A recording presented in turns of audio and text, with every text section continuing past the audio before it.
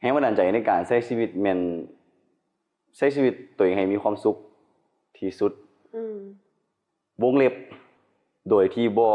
บ่ขัดกับความเป็นจริงและความเป็นไปของเงื่อนไขของชีวิต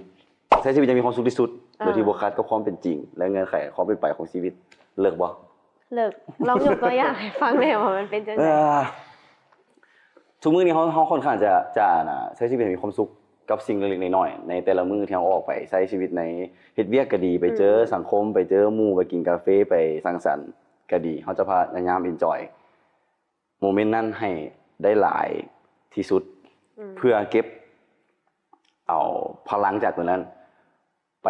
สู้กับเงื่อนไขและความเป็นไปของชีวิตข้างหน้าอาจจะหมายถึงความทุกข์ก็ได้เพราะว่าเฮารู้สึกว่า2อันนี้มันมาคู่กันในมื้อที่เฮาสุขเฮาก็สุขที่สุด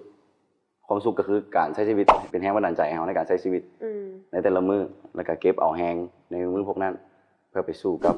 ความเป็นจริงอีกแบบนึงความเป็นจริงของชีวิตความเป็นไปของชีวิตอาจจะหมายถึงความทุกข์และปัญหาที่มันสิเข้ามาประมาณนั้น